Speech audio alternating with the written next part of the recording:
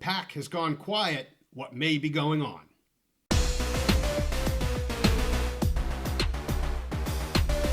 Conference realignment and expansion are always in the news, so we're back on the big mountain to break it down for you. Hey, it's great to have you back here on the mountain. I am JY, and this is my good friend Steve. We had a quick conversation about the PAC. Steve, after all the smoke, all the hoopla, all the fanfare, the interviews, the PR push, everything went into that PAC announcement that they were offering 3 ACC schools to join what they were calling the best of the rest and putting forth what they could to get them. They were turned down, and ever since then, after they got Utah State kind of out of the remnants of that push for the ACC schools, it's gone really quiet. You haven't heard a lot from the PAC. We're not really 100% sure what's going on, but that's part of the discussion I want to talk about right now. We know they have gone through the planned phases. I've said this before. There were 3 phases that you saw. Phase 1 is when they really started this rebuild with the 4 Mountain West schools. Phase 2, that I'm calling it, was that push for the ACC schools. And phase 3 was coming back to the Mountain West schools as we didn't get 1, 2, or all 3 of these AAC schools. So we're going to come back and we're going to fill the gaps with some Mountain West schools. Well, Steve, they have made 5 invites, and they have only gotten 1 school to sign on, that being Utah State. And, here we sit today. I think this is a surprise for the PAC-6 right now. I don't think once they got through their 3 phases, as I laid them out, the 3 phases, I don't think they thought they'd be sitting here with only 7 members. I think they thought they were pretty confident they would have gotten 2 more members and they'd at least be at 8. And then there wasn't kind of that push. They could do a little bit more, just analysis of who they want. Obviously, Gonzaga has been talked about and all that kind of stuff. So I think they're a bit surprised that they sit right now with only 7 full members. And I think they're kind of regrouping. I mean, this is just me speculating right now. I think they've made all of those pushes. It really didn't turn out the way they thought it might, or at least thought they hoped it might. And they're regrouping. So what's going on? There's been a lot of talk about maybe this second go, specifically at Memphis and maybe even Tulane, but going back to them. This coming after the AD for Memphis made some comments, I believe it was the end of last week, that kind of sounded like, maybe this and maybe that, and it wasn't this and it wasn't that. John Wilner says they should put football on hold and focus on Gonzaga for basketball, which he considered the next best prize. I'm not sure I agree with that either. I think you want to get to 8 full members as soon as you possibly can, and then you can work on maybe your pet projects, if you want to call it that. So I'm not sure I totally agree with that.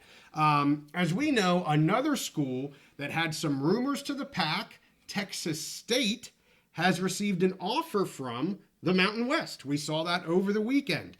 It was said that 3 conferences had reached out to the president of the university. The president actually said he had conversations with 3 different conferences, the Mountain West, the PAC, and I'm sure it was the AAC. He didn't name them, but to me, it's pretty obvious who the 3 would be. And as of Saturday, only 1 has actually given an offer, and rumors swirling today that it may actually come to pass that Texas State is going to the Mountain West. It would appear right now that maybe the Mountain West has a little bit of a leg up if we're trying to race to add members. I mean, I see a lot on X and stuff where the PAC people are like, we didn't want Texas State anyway, and we don't want this and we don't want that, and I think at some point you're going to maybe just have to take, I don't want to say who you can get, but you got to fill the holes. Like, you're going to have to get there somehow. We'll see where that ends up. So, Steve, I'm going to ask you, what are your thoughts on what's kind of transpired here recently? And do you have any opinions of who you think might be next for the PAC? So, well, first of all, I had missed a few episodes. I was gone traveling and stuff. Yeah. So I haven't been able to fully comment as much on the PAC and Mountain West, all that's been going on the last week or so. So I just want to reiterate first, before I offer any other opinions, that I'm still incredibly disappointed at how this all turned out. I've said all along that I thought the best path forward was some kind of a merger. Yeah. And I understand there might have been, a couple schools at the very bottom that may have been left out or whatever. But I still think the best solution forward would have been a merger. I think they could have built a really good, solid conference. And I'm disappointed with all of the decision makers that they couldn't make that happen. But it is what it is at this point. If they were going to come to a merger, it would have been about a month ago. And we've made some fateful decisions since then that are just, it's not going to happen. We have parted ways dramatically. Yeah. Now, as far as my comments on what has transpired, phase one, the PAC got exactly what they wanted. It was like a Navy SEAL attack overnight when everyone's sleeping, and got 4 out of the top 5 programs in the Mountain West, and basically started all this whole thing. You and I were, it came through Twitter at like 2:00 in the morning, and we woke up to that bullcrap. Which again, I'm just disappointed how that played out, but it is what it is. I think their phase 2 going after those AAC programs was more of a kind of Hail Mary. We're going to take our shot, and it didn't work out so far. And they kind of said that. I mean, Teresa goes, I've been saying, we're going to swing for the fences. I don't know if that's exactly how she put it, but that's exactly what it was. They're going big. We're gonna go all out, see what we can do. And like you said, they struck out on it, but it was a big go after, and it may not be done, like I said. So yeah. So far they've struck out on those AAC teams. They struck out on UNLV, and I think I said this in our Mountain West episode. At this point, everyone has to move beyond their feelings and all of that stuff. It's just about business, right now. UNLV made the best business decision for them. For them, it was to stay in the Mountain West with the way all the penalties are working out, and they're getting extra money from the Mountain West. And the same thing, the Memphis, was it the president or the AD basically came out and said it wasn't a good enough deal. He didn't say we didn't leave the AAC because we love the AAC and want to stay in the AAC forever. They're looking for the best deal possible, which might become the ACC.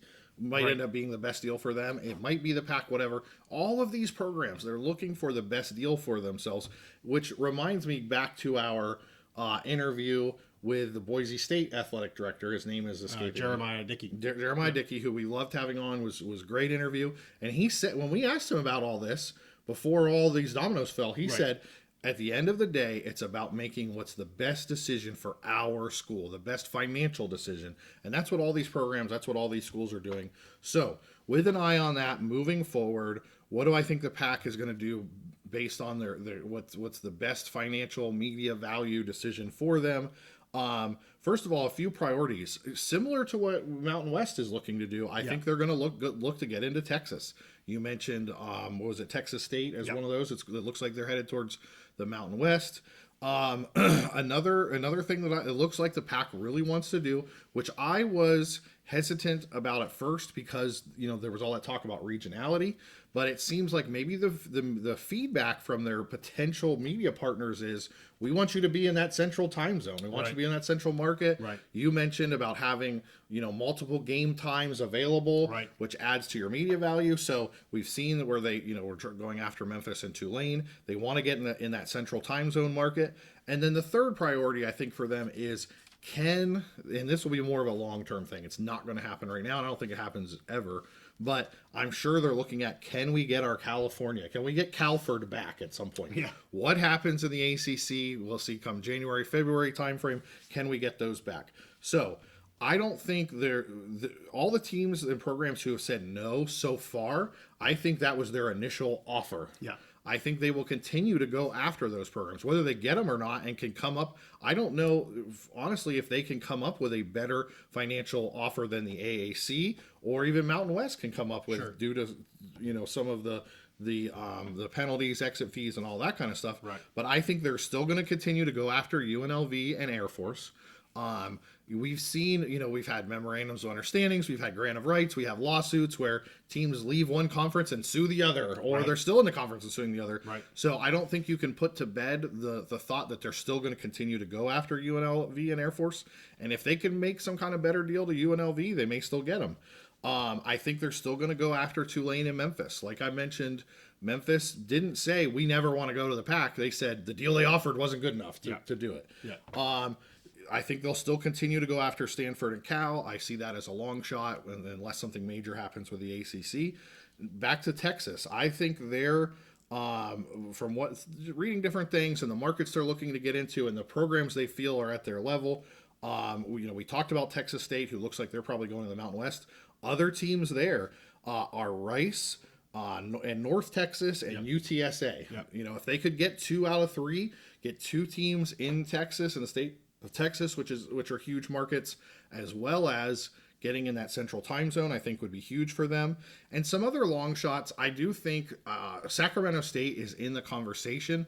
I think personally they'd be a better fit for the Mountain West. I'm not sure the PAC is that interested, but we need to at least talk about them because the Sacramento State people, the money people behind them are pushing it. They're putting up money. I just don't see it happening unless they get into desperation mode where they need an 8th team and someone's willing to write the checks to make it happen. Then maybe they just do it. Another team in that same vein is Hawaii. I know they've committed to the Mountain West, but I've continued to see. You mentioned Gonzaga and Wilner. Actually, Wilner has some good ideas there. I think he's on the right track. But why do you need to pause the rest of your expansion to go after Gonzaga? If they want to go after Gonzaga, they can. They can do that separately as a basketball while they still continue to go after other members. And I've seen people. I don't know if I buy this, but I've seen people suggest, credible people suggest, go after Gonzaga and Hawaii together. Hawaii is the football member. Gonzaga is the basketball member. I don't know if I really see that, but it's at least worthy of the conversation. Now, Gonzaga, the part I do agree with Wilner, would make a fantastic addition to their basketball conference. Football is king, and football is 80% of this decision. But if you can increase your some of the schools that they took from the Mountain West are good basketball schools, basketball revenue, San Diego State. And you can add Gonzaga and increase your basketball revenue, and I think is a good idea. I just don't think that they need to pause everything else to get Gonzaga. Yeah, I agree. Well, you said a lot there, and I took some notes because you brought up a lot of things that have been in my brain. The first thing I want to say is FCS. I'm going to bring that up first. You mentioned Sacramento State. They have this group. They call them PAC-12, PAC-12. They're trying to get them to the PAC. They're frankly just trying to get them FBS, but they're, again, swinging for the fences, trying to get them to the PAC. I don't see the PAC going after any FCS schools. I'm not saying it won't happen, but I think they are going to exhaust many more phases, many more options in FBS right now. I agree. Before they would ever look at any FCS school. So the only hope of PAC-12 is really PAC-12, Mountain West 12. I mean, that's where you need to go if that's going to happen for you. So I just wanted to throw that out there. The next thing I just want to say is you mentioned the central time zone, and it's really interesting now that you see, and you mentioned the media providers. So you saw both the PAC here at first, going into the AAC, trying to get some schools, whether that's because they're at the top of the G5s and they're trying to make the best of the rest, and also because they're central time zones with new media markets, probably a combination of the two. And now look at what the Mountain West is doing. They looked at Northern Illinois in the central. They looked at Texas State in the central, actually have an offer to Texas State in the central. So you're seeing two conferences here that are looking to expand, both going east. They're both trying to get into the central area or central time zone, and I think that's very telling about what the media partners are telling them. So you add those two together, it 1 and 1 makes 2 to me on that. So the other thing I just want to mention here is, you mentioned not a good enough deal for the Memphis situation. So there's 2 pieces of this that I want to bring up. Number one, how much time do they want to spend going down that, I'll call it a rabbit hole. Maybe they'll find a rabbit and maybe they won't. But how much time and effort do they want to spend on that? They already took one shot at it. Are they going to want to take a second shot at it, knowing that the answer might be no as well? And is the regroup to say, okay, what can we do for the second shot? And now what's our new backup plan? Because their backup plan was UNLV and Utah State. Right. That's what it was. And they only got one of the two. So to your point, is it going back after UNLV? Is it looking at who else in Texas? Again, you mentioned North Texas or whoever the case may be. So they really kind of need to determine, are we going to give this a second shot and spend the time and effort to do that? And if we are, we need to have a pretty darn good backup plan again, because our previous backup plan didn't get us everything we thought we were going to get. So it'll be interesting to see if they do take another swing at that. And if they do take another swing at that, comes to my second point, I question how much more they have to give. They're using a lot of money just on the 5 Mountain West schools now, and I'm going to put the litigation aside. We have no idea what, if anything's going to come of that. So let's put that to the side. There's a lot of money already going to the Mountain West because of the poaching penalties, and you've seen what the offers have been to the AAC schools where they've taken a big swing, according to them. You've seen what it's been to UNLV and to Utah State. Utah State's paying their way, I think, in full. So I question how much more the PAC is willing to give to expand. The money that they put forth for the AAC was minimal in terms of, if this is really your big swing, you would think you'd put forth as good of an effort as you can. Yeah, can you sweeten the deal a little bit? Okay, maybe a little bit.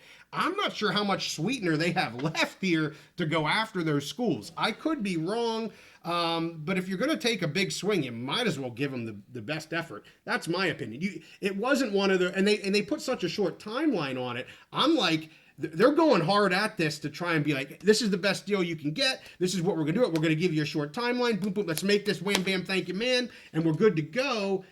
And they kind of botched the whole. I mean, I'm not trying to be rude here, but it just looks like they kind of botched it. And I don't mean botched. It sounds like they did it on purpose, or they totally screwed it up.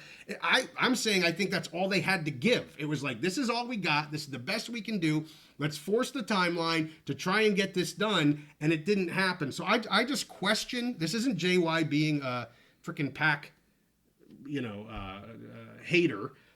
It's just, I'm just questioning how much more they actually have to give. That's all I'm going to say about that. Yeah, and that's a big open question. Yeah. And I don't think we're going to know until they make an offer and someone accepts or refuses. For sure. Well, I just wanted to follow up. You brought up a couple good things. It's so good to have you back, Steve. Having a conversation is so much more fun than JY just sitting here and reading to himself, and I get all excited anyway. You stir some other thoughts in my brain. So I'm glad to be back. It was tough the last week. I was missing all this good content. All this stuff was happening. Cool. I texted you a few times. I picked the wrong week to go away. Well, next week's my week. Okay. So anyway, hey, with that, we thank you guys for watching. Make sure you like this episode and subscribe if you like our content. As all of our dwellers know, we are all things Mountain West, Big Ten, and PAC, and we are following this every day. So, hey, with that, we'll see you guys next time on the Big Mountain.